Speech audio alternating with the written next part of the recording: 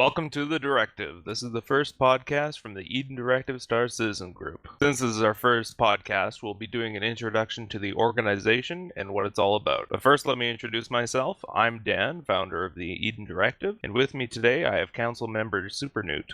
Good day to you, sir. So, quick introduction to the group. The Eden Directive was formed as the Star Citizen Group, but quickly evolved into something more. We have a Steam group, and we play other games like Guns of Icarus, Minecraft, PlanetSide 2, and now we play a lot of Arena Commander. Woo! And fail miserably.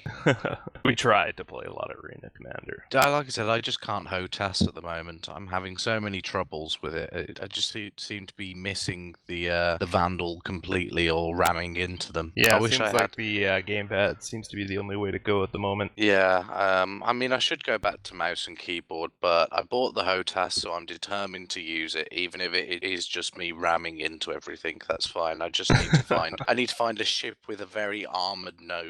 So you can ram them. Well, that's pretty much how I play Guns of Icarus as well, is it's just ramming things. I'm sorry, I've gone off topic already. This is fantastic right at the start. We have a Mumble voice chat set up for our members to talk, and we also maintain an active subreddit, which is reddit.com/r/Eden Direct. We have members from all across the globe, from the US, the UK, woohoo, Canada, Japan, Australia, and more. We're an all-inclusive organization that doesn't discriminate against others. Yeah, our current group consists of 65 members, which about half of those are very active in our community.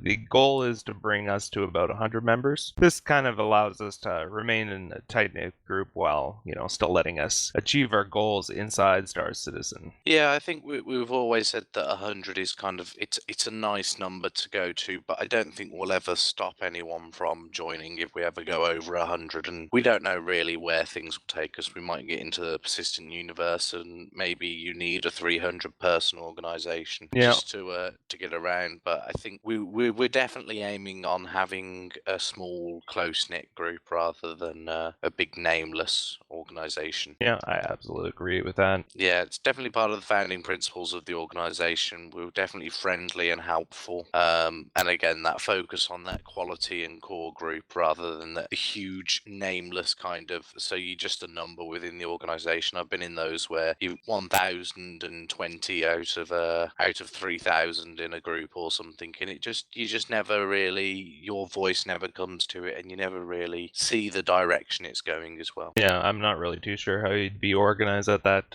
volume of members anyways. I think it's a full-time job then for you. Yep, absolutely. You don't really get to know everyone in the group either, which is another downside. No, you can't have the inside jokes that way, can you? No.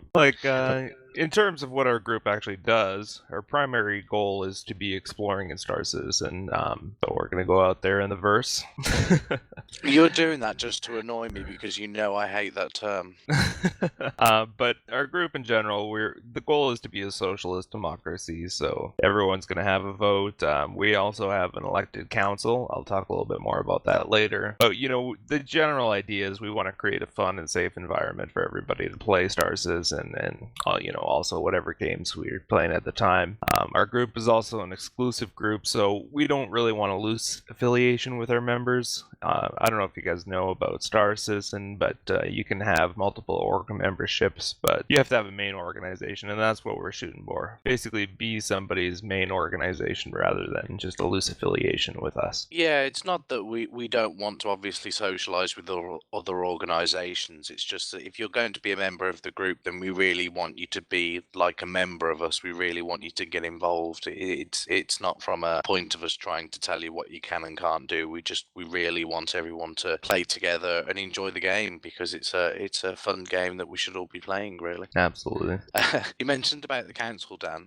We want our members to actively shape our group, don't we, within the Eden Directive? Yeah, absolutely. That was one of our founding principles, actually, is, have the group lead us in which direction we should go. Yeah, and we said it's an elected council. So is that we have a set of quarterly elections. It's once every 3 months, isn't it? We have them, and those elected members decide on which direction the organisation will take, what kind of issues they can enact, and kind of give us some priorities for the organisation. As well as the council members, they each have a specialization in Star Citizen. So, like in your case, you're the military council member.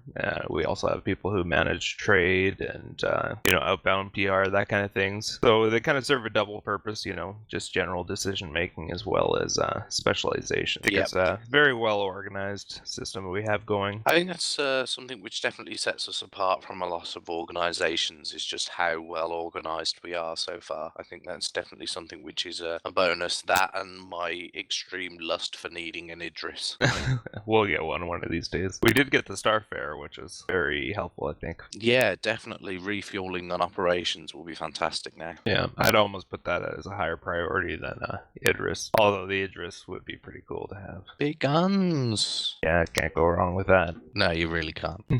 One of the other things that really sets us apart is the Myers-Briggs typology. So essentially, Eden has an opt-in program where members can volunteer their Myers-Briggs profile. And if you don't know what that is Myers-Briggs basically is a personality profile where you can learn a little bit more about yourself.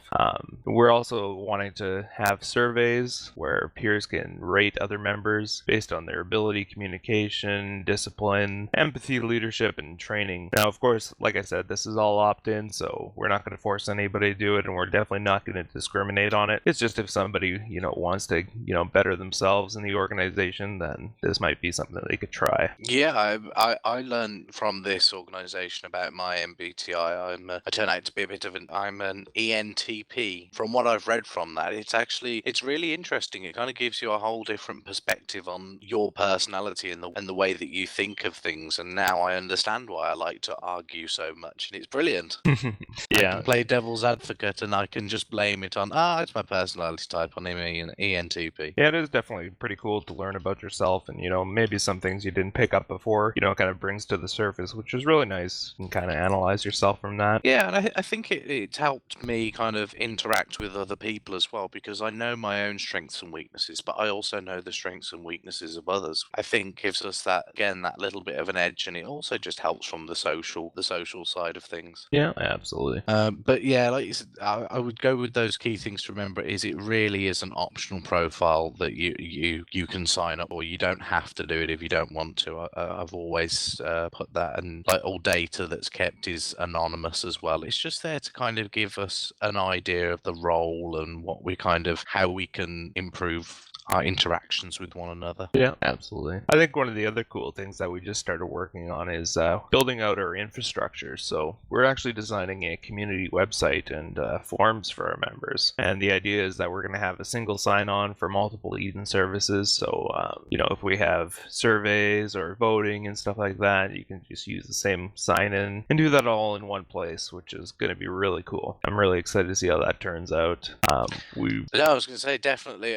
One of the things which I've always found quite difficult is the fact that sometimes you're signing on to 3 or 4 different options to try and put your view across, and it always makes it a little bit difficult, doesn't it, when you're having to jump between applications and websites? Yeah, and that's something we definitely want to avoid. So we're trying to integrate as much as possible, which I think should be really suitable for the organization and really helpful. So definitely encourage people to have a look and get involved in that once it's up and running. I mean, it's early days at the moment, but I think we've got a sensible and dedicated group of people behind that. So I'm sure that you guys will do good. I don't have a clue what you guys are doing, to be honest. I'm just going to sit there and click buttons and hope I don't break things when it comes out. We'll build this solid, so you won't have to worry about that.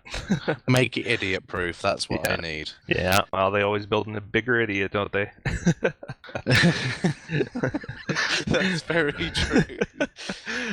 No, I hope I don't come under that category, but you know what? I'll try my hardest. So this is the introduction podcast. Yeah. Essentially, from going here forth, the kind of general format for our next podcast, we want to do kind of personal recap, and we want to recap on what's new with the org, what's going on this week, what's new with Star Citizen, as well as we want to do a member highlight. So, we'll invite one of our members to join us for the podcast and, just ask them a few questions and, get their thoughts on a couple things. We'd also like to do a feature segment. So each week we'll be highlighting a different part of the organization, or, if there's something really cool in Star Citizen coming out, that's going to be our feature segment. And we'd also like to answer questions from our members, and hopefully we can get a little bit of knowledge going out there. And perhaps prospective members as well, if people are kind of, if you're interested in joining the Eden Directive, then I think definitely we would be more than happy to answer some questions in the first place about that. Yeah, absolutely.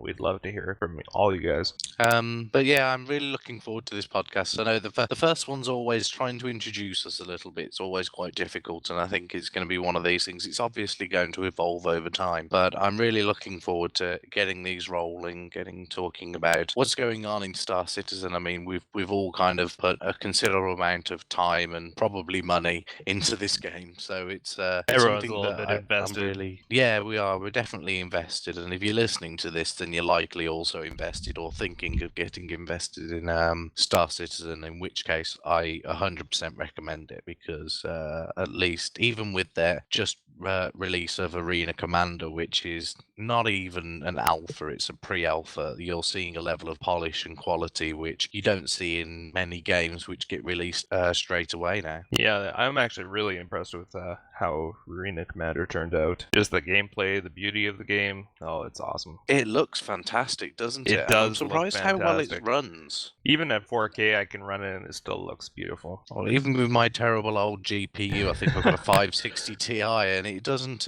I mean, I've been able to run it on high. Okay, it goes at 18 frames per second, which isn't particularly good. But I mean, if I drop it down, then it runs beautifully still. And if it wasn't for the fact that I'm just terrible with the HOTAS, I think it would be 100% success. You can't blame the game for the idiot behind the controller. Yeah, that's very true. And I think a lot of people were really expecting this to be, graphic card melter, which I guess one graphic card did melt. I seen the other day. But generally speaking, it plays pretty decent on current hardware, which I was actually quite surprised about. I thought it was going to be almost impossible to run, but I'm glad that's not the case. Don't get me wrong, I'll still be upgrading my graphics card because I want to see those on very high settings. I want to see my constellation in all its beauty. Absolutely, I agree with you there. And with the Oculus Rift as well. Ooh, Oculus Rift.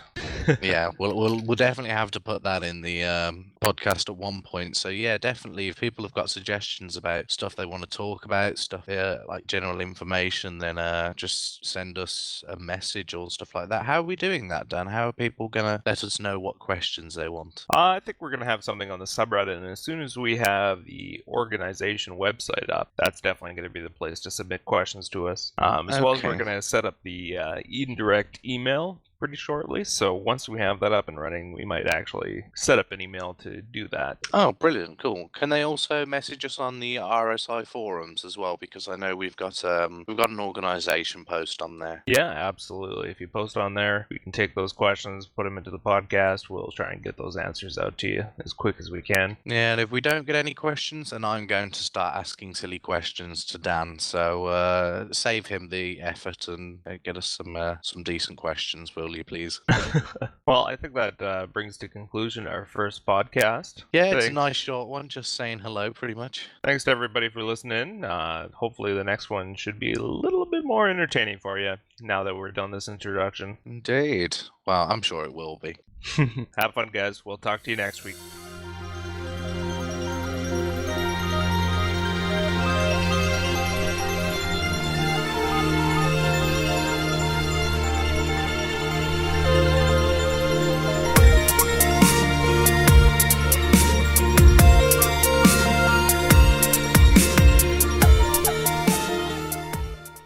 Like when we work English not working.